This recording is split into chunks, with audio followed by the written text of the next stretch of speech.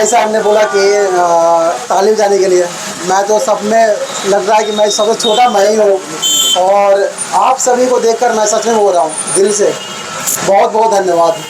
क्योंकि एक छोटा सा मनीष कश्यप, छोटे से गांव से, महानवा डुबरी जैसे गांव से, जो चारों तरफ से नदियों से घिरा हुआ है, फिर भी उस गांव से आता है और पूरे बिहार, पूरे देश में दिलों में बस जाता है। ऐसा कुछ ना कुछ ज़रूर किया होगा ताकि दिलों में सबके राज कर रहा है।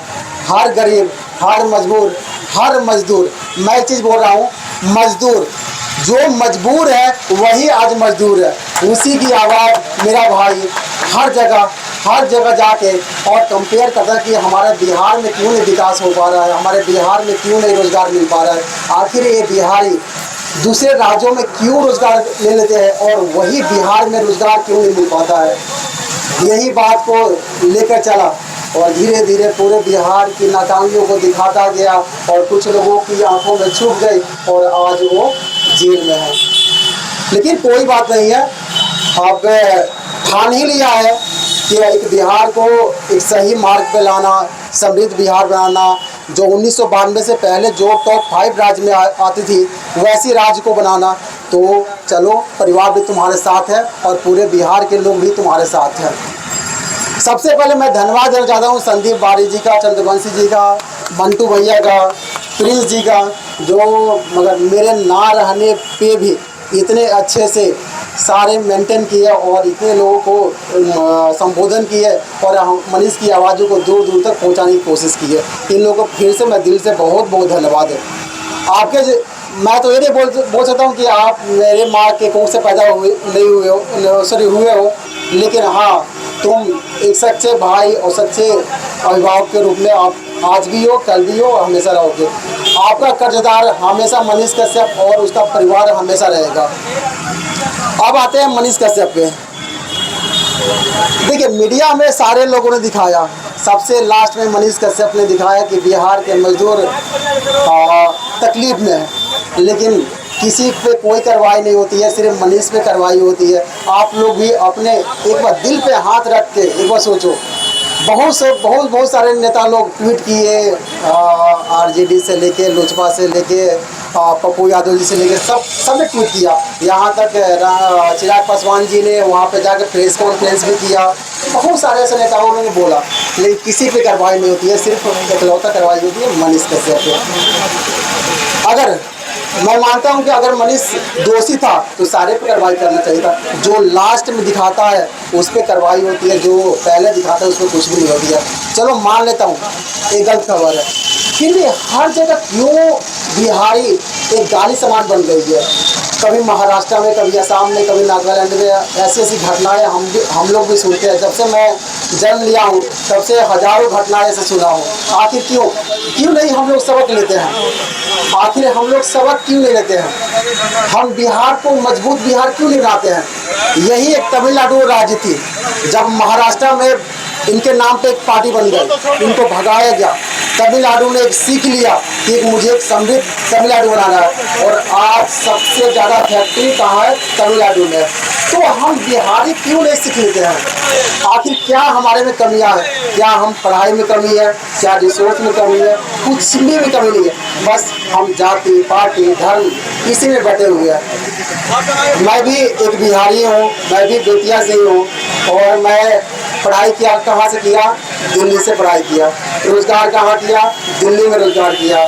स्वास्थ्य का लाभ कहाँ उठाया? दिल्ली में। आखिर मैं अपने मुखिया को, अपने विधायक को, अपने सांसद को, अपने मुख्यमंत्री को वोट क्यों देता हूँ जब उस लायक है ही नहीं? जब मुझे वोट देना है अपने मुखिया को, अपने मुख्यमंत्री को, अपने विधायक को, अपने सांसद को, तो मैं रोजगार करने दिल्ली क्यों जाता हूँ? हाँ, मेरी भी गलतियाँ थी कि मैं उनके आंखों में आंखें डालकर नहीं पूछा, लेकिन एक मनीष कश्यप था, उसके जिगरे में दम था कि उसने आंखों में आंखें डाल के पूछा कि मुझे रोजगार क्यों नहीं मिल रही है, मेरे बिहारी भाइयों का रोजगार यहाँ पे क्यों नहीं मिल रही है।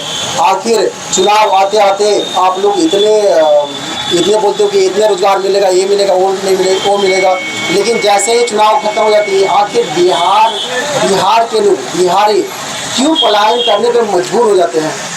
आज आप भी एक बार गूगल करके देखना, किस राज्य में बिहारी नहीं है। हर राज्य में छोटा सबसे छोटा राज्य गोवा है, गोवा में भी 37,000 बिहारी लोग काम करते हैं। ऐसा क्यों भाई?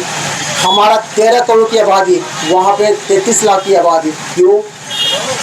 तो हम लोग को सोचना होगा। हम लोग सबसे पहले जाति पार्टी धर्म को छोड़ के एक समृद्ध बिहार को बनाने की कोशिश करना होगा।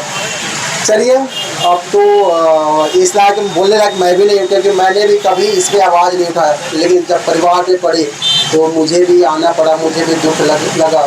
तो मैं एक ही बात बोलूँगा, मेरे परिवार की आवाज़ बनिए। एक मनीष पैदा हुआ है हमारे परिवार में, हमारे राज्य में, हमारे विधानसभा में, हमारे लोकसभा में, हमारे भारतवर्ष में, तो उसकी आवाज़ बनिए। जब तक आप आवाज़ नहीं बनिएगा तब तक मनीष ही रह जाएगा। तो आप सभी से रिक्वेस्ट है, आवाज़ बनिए। और मनीष कैसे की बात करें तो एक बड़े अधिकारी का फ़ोन आया है, मेरे पास आया है, बोले हैं कि 10 दिन के अंदर आपकी मांग को पूरा किया जाएगा, लेकिन आश्वासन सिर्फ फ़ोन पे ही मिली हुई है, लिखित तौर पर नहीं मिली हुई है। तो पता नहीं कि आश्वासन ही रह जाएगा या क्या होगा, मुझे पता नहीं है। लेकिन इतना आश्वासन मिली है कि 10 दिनों के अंदर में मनीष कश्यप की जो दिक्कत हो रही है उसको पूरा किया जाएगा। और मेरी माँ को आपने देखा ही होगा कि हाँ, राज्यपाल से मिलने गई थी और उन्होंने त्वरित रूप से राज्यपाल जी ने मेरे आश्वासन को माना और आगे फॉरवर्ड भी किया है, और उन्होंने कार्रवाई करते हुए हमारे निमंत्रण को मानते हुए और उसने आगे कार्रवाई भी की है। तो ये भी मैं चाह रहा हूँ कि आप सभी मेरे भाई हैं, सभी आप बड़े भाई होंगे, चाचा होंगे, पापा होंगे, माँ होंगे, आंटी होंगी, तो आप लोग के समक्ष भी इस चीज़ को बताना बहुत ज़रूरी था, इसलिए हम आपको सामने आपको बताएं। बहुत धन्यवाद। बिहार की जनता जानना चाहती है मनीष कश्यप कब तक आएंगे? 10 दिन का टाइम मिला हुआ, 10 दिन के अंदर जाएंगे। क्या तारीख ही होगा कि लग रहा है? नहीं, मुझे आश्वासन मिली हुई है, लगता है कि हाँ 10 दिनों के अंदर में मनीष कश्यप आएंगे। अभी अब तमिलनाडु गए थे, मदुरई, क्या बात हुआ? बस बिहार के बारे में पूछ रहा था कि बिहार में क्या चल रही है। जो उनको लगता है कि मेरे पे NSA लग गया, इतने बड़ी धारा लग गया, कहीं बिहार के पत्रकार, चाहे बिहार के भाई, बिहार के बड़े भाई, छोटे भाई कहीं डर तो नहीं गए हैं, बिहार की आवाज़ उठाते हैं या नहीं उठाते, इसी में बात चर्चा होती रहती है। और इससे जो भी आते हैं तो इन्हीं पे चर्चा होती रहती है। NSA हटाने की प्रक्रिया कहाँ तक है? NSA तो कोर्ट से हटेगी, जो भी होगा कानूनी रूप से हम लोग लगे हुए हैं, और भगवान के पास होगा तो NSA भी जल्दी से हट जाएगी। अभी आंदोलन धरना प्रदर्शन किया जा रहा है, आज भर ही रहेगा या पूरा 5 दिन रहेगा? ये संदीप जी के नेतृत्व में हो रही है, वो जब तक चाहेंगे तब तक, जब तक आप लोग साथ देते रहेंगे तब तक होती रहेगी। जनता को क्या संदेश देना चाहिए? जनता को संदेश मैं क्या दूँ, मैं तो खुद छोटा आदमी हूँ, आप लोगों का भाई हूँ, आपसे उम्र में छोटा हूँ, सबसे उम्र में छोटा हूँगा, आप किसी में बड़ा भी होगा, तो मैं संदेश लायक नहीं हूँ। हाँ, आप लोग मुझे बताइए बिहार को कैसे बदला जाए, कैसे नहीं बदला जाए, मनीष को कैसे निकाला जाए, इसलिए आप लोग हमको बताइए लोग, मैं वैसे करने को रेडी हूँ।